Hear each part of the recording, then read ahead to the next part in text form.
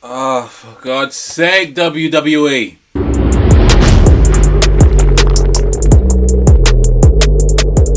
What's up, everybody? It's your boy Chaos, and welcome to a new episode of Take It to the Table, hosted by Wrestling Republic.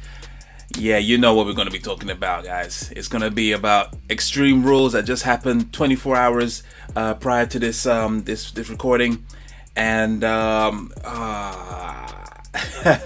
it was not. To be fair, it was a great pay-per-view. It was very solid, very solid, very great matches. And of course, even the main event was just as good, except the ending, which we will get into, which we'll definitely get into. But yeah, like I say, yeah, we're just gonna be delving into the Extreme Rules pay-per-view, give my thoughts on each match, and of course, an overall rating of the show. But yeah, without further ado, let's take it to the table. So as I said at the top of the recording, this is going to be about Extreme Rules, and yeah, we're going to be going by match, and of course, giving my thoughts on each one. So yeah, we're going to start off with the pre-show, or the kickoff, as they like to call it, because Liv Morgan versus Carmella was on that card, which of course they would get shafted, and it was standard. The right person won. Liv Morgan won that match with the flatliner that she does, bounces off the top of the middle rope into a face plant, and it was good showing for Liv Morgan. Liv Morgan looks great. She's one of my top babes in WWE, and yeah, can't fault it. And then shortly after that match, there was a little segment between AJ Styles and Omos. And they were just talking about, this bragging and everything, and then there was a little then New Day comes in, and then they eventually ended up being a big brawl, and then obviously people were wondering why isn't Big E on that pay-per-view. Now he got shoehorned into the pay-per-view, into a 6-man tag team match, which was the New Day, the reunited New Day versus Omos, AJ Styles, and Bobby Lashley, and yeah, it was good. It was good back and forth, good back and forth match. But the New Day prevailed on this one, even though there was some shenanigans, some miscommunications between AJ Styles and Bobby Lashley. So AJ Styles tagged himself in, was about to hit the phenomenal forearm, then Lashley tagged himself back in when he was about to springboard off the rope, and then there was a spear. Then Bobby Lashley was about to land the spear on Big E. Big E went out of the way, hit AJ Styles with the spear, and then Big E hit the big ending, and then that was it. 1, 2, 3, and now shortly after, later down in the show, Bobby Lashley came out and saying, you're nothing but a chicken shit, that face me tomorrow night on Monday Night Raw for the WWE title, and then Big E later on, further down the line in the show, came out and said, all you gotta do is ask. You're gonna take this ass whooping. I'll see you at Raw. So tomorrow night, or should I say, as this is recording tonight, it's gonna be Bobby Lashley versus Big E for the WWE Championship, and it looks like they're gonna be kicking off the show with it.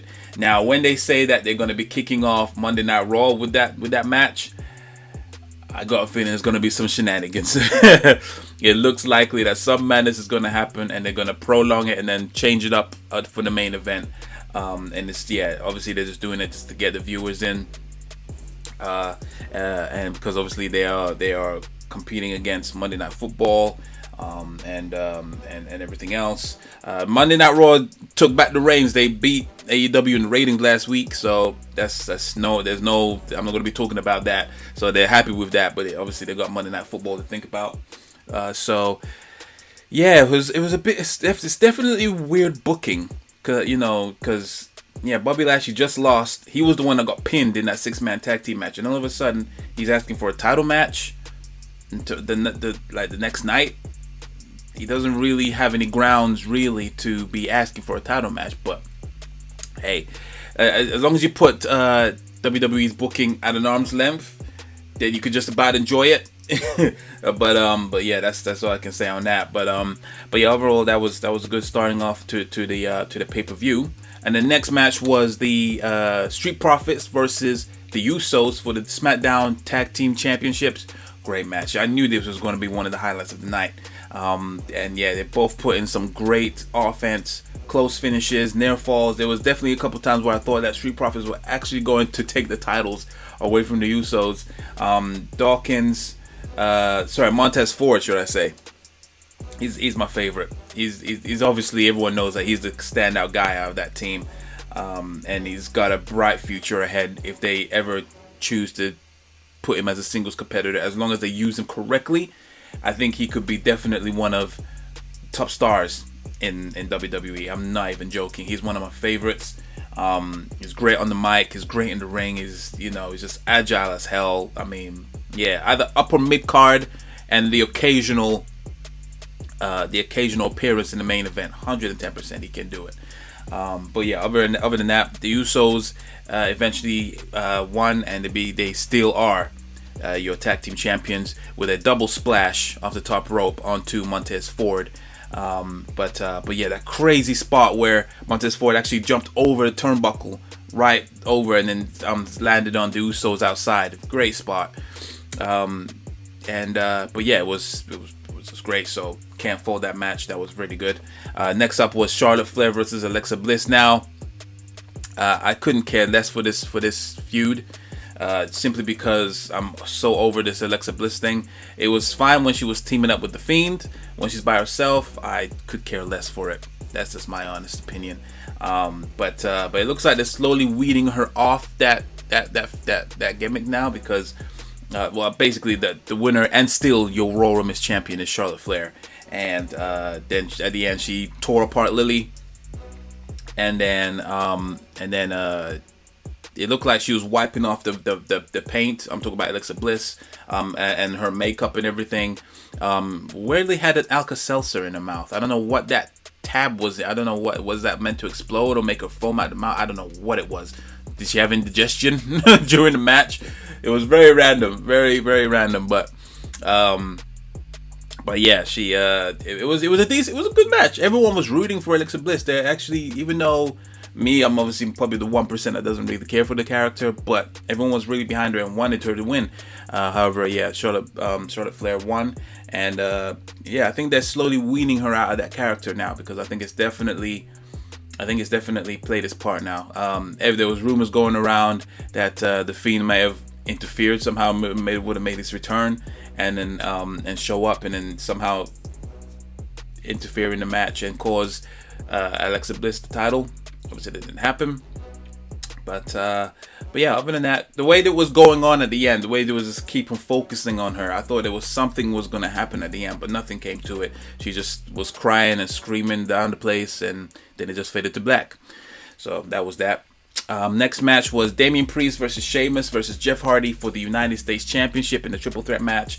This was very good. I love the chemistry between Damian Priest and Sheamus. They always have a great match. Jeff Hardy as well, he was super over. The fans they wanted him to win. It was crazy. So that was good. Definitely put in that work. There was a couple botches here and there. Like, there was some miscommunications. There was one part where Damian Priest was about to hit the Reckoning on Jeff, and then he was meant to reverse it and then somehow turn into the Twist of Fate, but they fell on top of each other, and then they had to like try and make him not look like it was a messed up spot.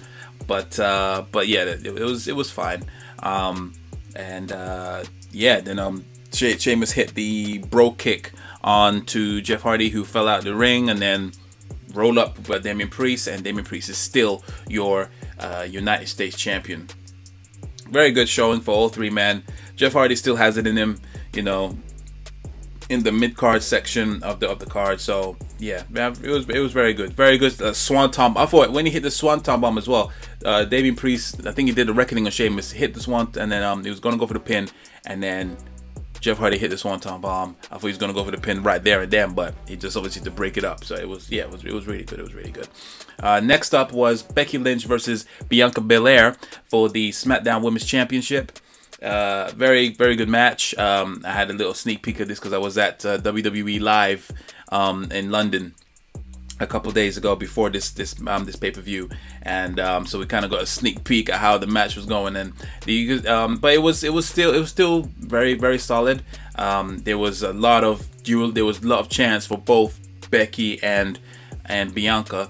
It could have went either way. I would have been fine with either outcome. Most preferably, Bianca finally giving the heel their comeuppance, you know, because obviously Becky is like the female Conor McGregor. You know, she's all bragging and all that kind of stuff. And it would have been good for her to get her ass whooped, and then Bianca obviously reclaim her title in an actual match.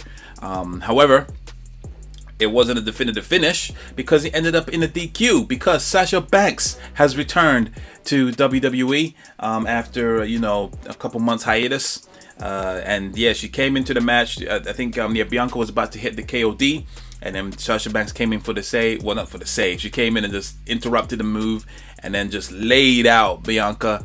And then Becky was clutching onto her title in the corner, and she was just like, "Hey, she was offering a handshake or a thumbs up, I think it was." And then she was obviously playing along. Sasha Banks was just playing along, and then she just laid her out as well. So interesting dynamic. In the long term, it definitely hindered Bianca. The way, let's be fair, her title run has been not the best managed title run. Like, she had the thing with Bayley, the whole feud around that was just very irritating with the laughing and stuff, and it was really jarring. And then she had a little thing with Carmella, no one cared. And then of course with Becky Lynch, she lost in 26 seconds, and then now like she lost by DQ. It's really not been managed the best, I'm not gonna lie. But yeah, this interesting dynamic with the triple threat. But then obviously now you're wondering about, there's the draft happening this Friday. Are they all going to move over to one brand? Or some of them going to split? Like, it's very interesting what's going to happen. If they're all going to be still on the same brand, I'll be so fine with, that's a stacked women's roster right there on SmackDown. You got Becky, Sasha, Bianca, 3 good names. Everyone else is by the wayside, unfortunately.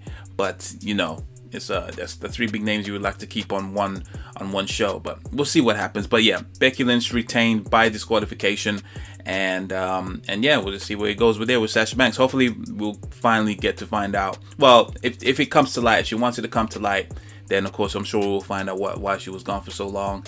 But yeah, great to see Sasha Banks back in good spirits, and let's see where it goes from there. And then of course, to wrap it all up, it was the main event of the evening, which was Roman Reigns versus the Demon Finn Balor in an Extreme Rules match for the Universal Championship. Now obviously there was a lot of things happening here. There was talks about maybe Brock Lesnar showing up, even though Paul Heyman pretty much just told everyone, like in a segment a couple weeks ago, it's like when Roman Reigns said was he going to be at Extreme Rules, and then Paul Heyman just said, no, of course not. Well, come on. And of course he's not, because it's a B show pay-per-view. So yeah, of course he wasn't going to be there, but it was still good to see. Yeah, it was a hard-hitting match, very good. Finn Balor looked great. I love the little cell-shaded type of attire that he had going on. Yeah, it was good. A lot of close calls. He was no-selling a couple of things. And then obviously it was back and forth, and then I think Reigns hit Finn Balor with a spear, I think, and then he was going to go for the 1, 2, 3, and then he hit Reigns with the low blow. You know the thing that Reigns does when he hits someone with the low blow when they're pinning them. And then so that was good, and then eventually he hit the coup de grace. Finn Balor hit the coup de grace. Imagine Roman Reigns hitting the coup de grace. That would have been random. But yeah, hit the coup de grace. I was about to go for the 1, 2, 3. Literally at the last second, the Usos came in, started beating down Finn Balor. I was about to put him into a table. Finn Balor reversed it, just beat them down, and then obviously Reigns came out and started just wailing on him with a spear. That was a spear through the barricades. It was a great little moment there. So everyone was down, and then this one it gets fucking hokey as fuck. So basically, I just went dark. That's how it gets ridiculous.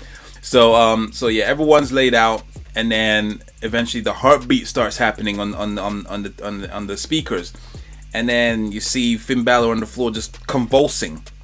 So it looks like, you know, he's just completely just convulsing, and then it seems like his theme music is his revival. He's self-resed, basically. If you play Call of Duty, you know what I mean. He's self-resed, completely just no-sold everything.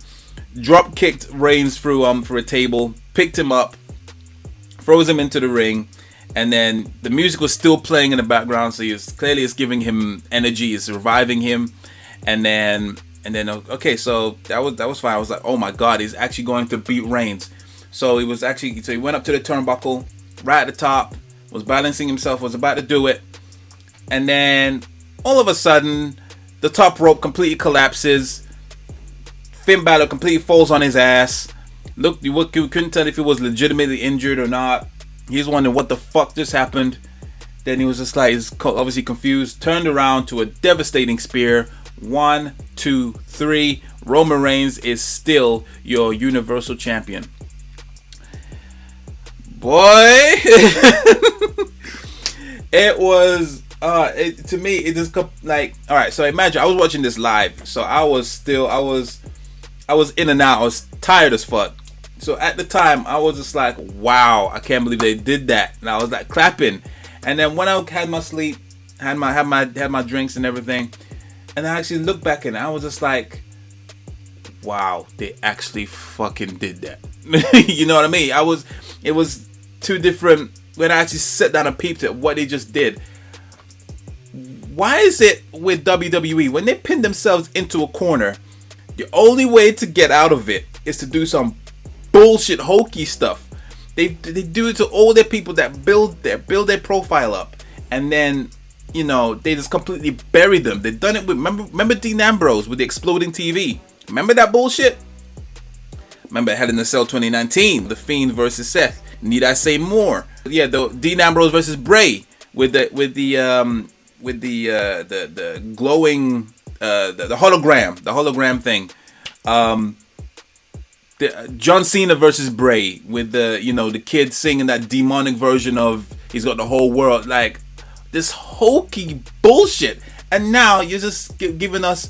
I'm pretty sure on Friday, everyone's gonna want, like, obviously the thing on everyone's minds is, all right, why did that happen? Who set up the top rope? You know what WWE's gonna do? Not even gonna bat an eyelid. They'll be just like, okay, so I beat Finn. Now I'm gonna face Lesnar at Crown Jewel. I'm gonna beat his ass. They ain't gonna mention nothing of it. Even remember back in the day when Steve Austin had that ladder match with the briefcase up in the rafters, and he was about to reach for it, and it just completely went up. He couldn't get it. To this day, no one knows who did that. It is absolutely hokey and just ridiculous how they do these things.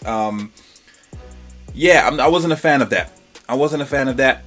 It looked like he was, and at the end of the match, when Roman Reigns won the match, you could see he was looking up in the sky as if he was like, was that you, God? Was that a gift from God kind of thing? So he might start turning spiritual all of a sudden, maybe on Smackdown. He's going to be just like, the heavens descended upon me, and they knew I was in trouble, but they made sure that the right person won, or some bullshit, something like that.